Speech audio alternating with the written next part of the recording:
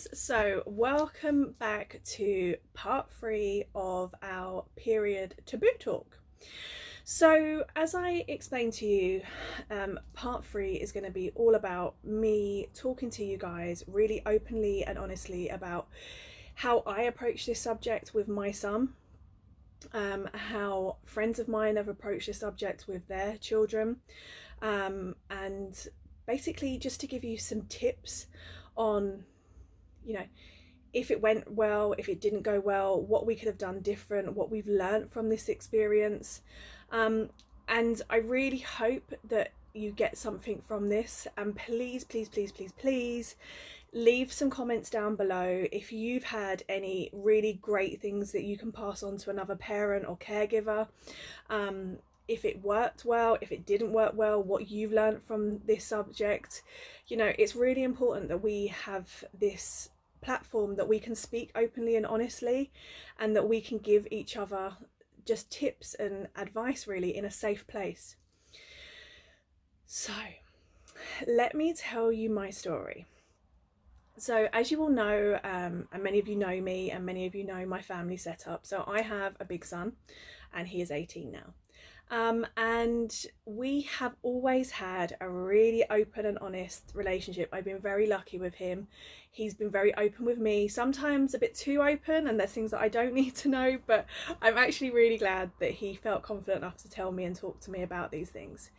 So I think if I remember really, strip it all back, we actually spoke about periods from, I think he was roughly about 3 or 4. And the reason that it happened so early, and I don't want to shock anyone like that I was out there, forcing my child to know about periods. I actually flooded, and he saw my pajamas had blood on them, and he panicked because obviously at that little age you see blood and you think something seriously, like someone's hurt themselves.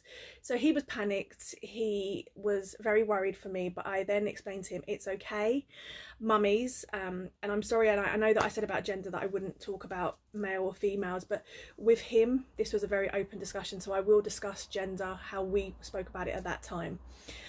So I said to him that mummies have this every month, it's okay, mummies do bleed and it just shows that their body's healthy. And he didn't have a clue what I was talking about, he didn't care, he just needed to know that his mummy was okay. So that's how we first approached that subject. It was very child sensitive, age appropriate, but it was a discussion that we had roughly when he was about 3 or 4. The next time we approached the subject is when Rio found my sanitary towels, and Rio decided that he was going to wear them, stuck loads of them to himself, stuck them on the toilet wall, and thought that was hilarious. And then when I was wondering why he was so quiet, and again this was probably around the age of 5, I think, walked into him thinking he was hilarious with all these sticky things on him, but still not understanding what they were. And I had to say to him and approach the subject as well that mummy needs this, because do you remember when mummy bled that time? These are like special plasters that mummies use, and they have to put them in their underwear. I think I actually said pants at the time, not underwear. Put them in their pants to stop them having, that accident that mummy had last time. He's like, okay. Off he went. And that was the end of that again. Then I think the next time we again approach the subject is, I think when we had a bigger talk about it was when he was doing in year 6 or year 5 at primary school, where he was actually having the sex ed talk, and we had to sign a consent if they were going to do it or not. And I thought this was probably a really appropriate time to again have another discussion with him. And like I said, I'm very lucky with Rio. We have loads of open conversations, and I just sort of prepped him about probably what he was going to learn in those lessons, because they sent a letter and they sort of covered like bulletin points of what they'd be talking about. So I thought it was probably key for us to have a chat, and then also say to him, after you've had this chat at school, we can then have another chat. So I told him about, we spoke quite openly about periods, we spoke about sex, we spoke about body changes, and me and Rio are very, like I keep saying, we're very open, and I'm very lucky with that. and he will engage in conversation, but yes, it is embarrassing and it is difficult to get him to engage at that time.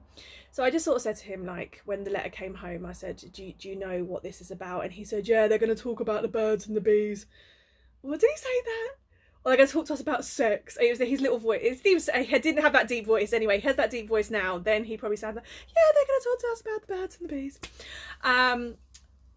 But he is, so obviously I've been doing nursing as well for a long time, so he's seen a lot of biology books laying around and is very nosy and asks a lot of questions about the human body. And you know, he notices differences on people's bodies. Like, he's very inquisitive. He asks a lot of questions about why people look different, so we've always been really lucky and open about that as well. So again, we approached the subject. He was very giggly, I remember that. And then when he had the talk at school, he then came home and I sort of said to him, like, oh, in the evening we can have a chat. And we always have chat about what was going on at school anyway. So we had the chat afterwards, and he came home and said, did you know that when you have sex, this killed me. And I remember this so much because I always say it to him, when you have sex, the sperm live for days. And I was like, yeah, I did know.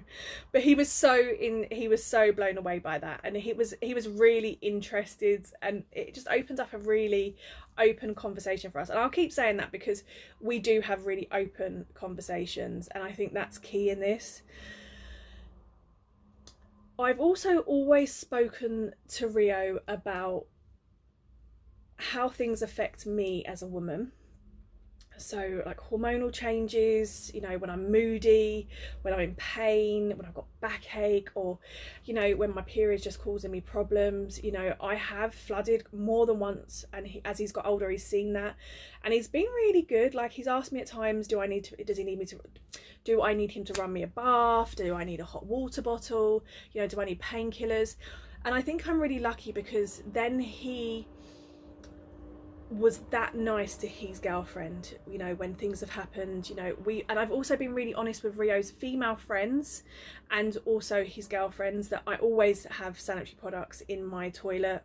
They're in a little bag. I've always shown the girls if they've come round, you know, and I think that's because I don't want them to be embarrassed. I don't want them to think, oh damn, I've come on at someone's house and, you know, what am I going to do? And I think that's really scary. And I've always implemented just being open about that.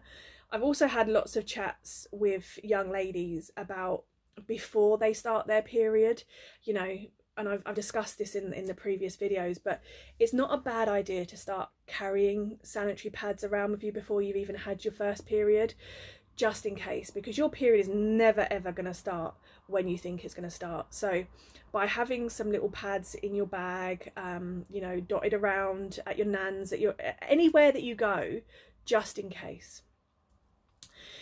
So like I said, I have done things the way that I thought was okay for me and Rio. I've had really open conversations, but like I keep saying, I'm very lucky we are able to have those real open and frank conversations. But I know that that isn't the case for everyone, and I know that it's been really difficult for some of my friends to have those conversations with either their sons or their daughters. So I spoke to them about what they felt were the challenges, what they felt they could have done different, what I think I could have done different at any point. And I've just got a few breakdowns and a few ideas, and these are just suggestion, guys. Everything I say is just me talking as a parent, okay? It's me saying I've done it, you know, I might not have done it great, but look, you know, if you guys have got any other suggestions that can help someone else out, please feel free, like I said, leave some ideas and some tips in the comments below. But also, you know, don't be afraid to get it wrong, because even if you do get it wrong, we're all human, we all make mistakes, nothing is 100%, nothing always goes the way we want it, and nothing always goes to plan. So by just saying to your young person, you know, I'm not sure if I'm doing this right, I'm not sure if I'm saying the right things, I don't want to embarrass you, but I also don't want to embarrass myself by embarrassing you, I think is really, really important. So just some of my tips that I've written down is be relaxed, guys. don't make this a big scary conversation. Don't overthink the conversation. Don't make it so big that it then becomes the massive topic. Having a period is natural, it's normal, it's what a female's body or a person's body has to go through each month to eliminate tissue from inside the body. And it's normal, it's okay. And you know, by just saying to your person, it's okay, it's normal. Yes, it's scary and it's horrible sometimes, and you know, it's confusing, but it's okay, and you're going to be okay, and we're going to get through this together, especially for the first couple of years while, you know, a young person's body is readjusting. And you know, one month they might have a period, then next they might not. It's really important to just be really open about that, you know, there is no norm sometimes when they first start their periods. But approaching this conversation is really simple. And I've seen some, and I was actually looking at like some other tips as well, because obviously I've dealt with it from the boy side, how some mums have dealt with it. And a really interesting internet reading that I saw, a snippet of what I read. So a mum basically, whenever a sanitary product advert would come up, she would say to her young person, oh, so that's, you know, that's a sanitary towel that sits inside your knickers, blah blah blah, or that's a tampon and you use it this way, and you know, one day when it's your time to have your period, we will have all of these things available for you. You know, having a period, like mummy has periods, your sisters have period, you know, like she broke it down and she made it feel really comfortable. And she said that her daughter actually didn't have this chat with her, even though she tried and tried and kept, she actually went to one of her older sisters. And I think that's really important as well, because sometimes your person, your young person, may not feel that you're the person they need to talk to. And I don't think that is, we should take that in the wrong context. I think we should be okay with the fact that they've spoken to someone that we trust. So, you know, someone that's already been through this process, I think is really important for them, because they felt comfortable and they felt that was the person that they needed to go to at the time. But as long as you know that the information that they've been given is good information, then, you know, I think that's also really okay. Make it age appropriate, guys. So I know with sex education at schools, it's all very age appropriate. They use very clinical words like vagina, penis, you know, they use very clear words so people can know what they're talking about. And I think that's really appropriate. But I also think, you know, if you call it in your household, if you call a vagina a mooey, let's say, you can talk about it like that, because that's what your child is going to respond more to. If you then say, oh, so you're going to bleed from your vagina, that might completely freak them out. Okay, you know, we have to really think about the way that they speak and, you know, what's appropriate for them and what they may understand. But a really interesting story I heard was actually regarding sexual abuse. And I'm going to tell you it because I think it is really important, just so you guys know the awareness of what you call sexual organs. So there is a story very publicly out there. It's not anything about anyone that I've ever treated. A young girl was at school, and she said to her teacher, my uncle keeps touching my cookie. And the teacher said, oh, well, just take it away from him and tell him that it's your cookie and he can't have any. And then the teacher didn't hear anything more of it. The mum, I believe it was the mum, then came to the school and said, my little girl has got this is really sore all over her cookie, and I'm really worried about it. Can we get the school nurse to have a look at it, because I'm struggling to get an appointment at the doctor? And the teacher said, oh, what do you mean cookie? And she said, oh, that's what we call her vagina, basically. And the teacher said, okay. And then I think something sort of clicked, and, you know, the story unraveled that the uncle had been sexually abusing this young girl for a while.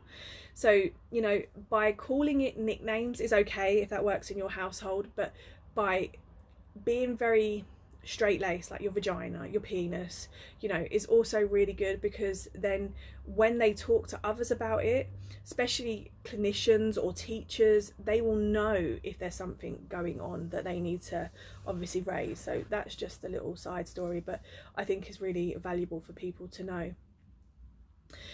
The average person will start their period around 12 years old. So, you know, it's really important to make sure that you're having this conversation before that time, and really important that, you know, you're okay to have that conversation. And like I keep saying, you might not be the person that has it, you may delegate it to someone else, but that might be good for you and your young person.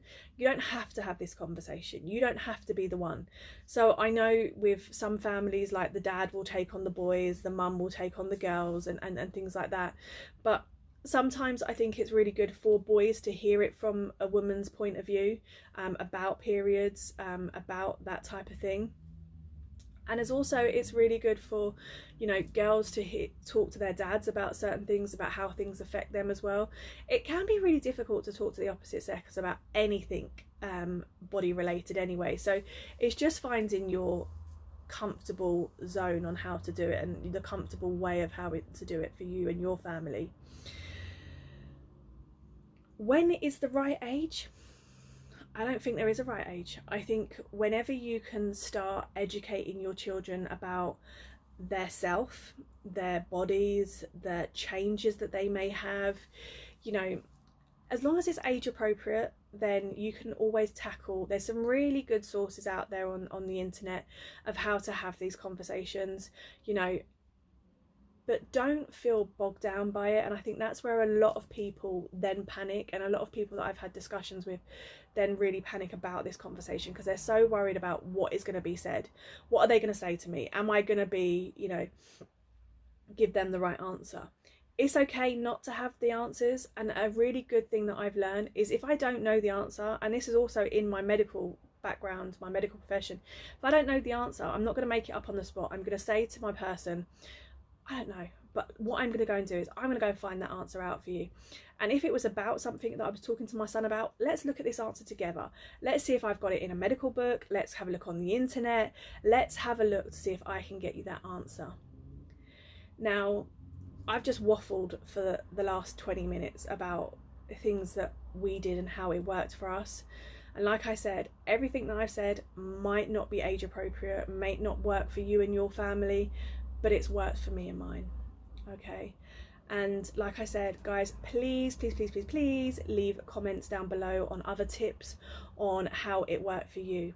Okay, thank you so much for listening. Again, in the comments down below, I've got loads of ideas on things that I would like to talk about, and as I said, I haven't been able to cover everything on periods. So if there is anything more that you'd like to know, I'm very happy to shoot in between videos, and be able to let you guys, give you some more details. But what I also really want to see is what you guys want me to talk about. So I've got some ideas, but if you guys would like to leave comments down below on other things that you would like to see, then please do that. I want to get the next video shot as soon as possible, so I got time to get it all checked over, make sure it looks okay, and then uploaded for the next Sunday. But if there are little topics that people would like me to elaborate more on my periods, I can film and shoot little things and put them up in between the week. So I hope that you guys have taken something really useful from my videos. I hope that if they help just one person, then that is amazing, and that's all I've ever wanted. So thank you so much for watching these videos regarding periods.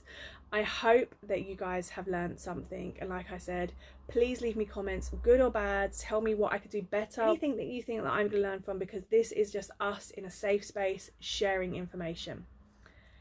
Bye guys.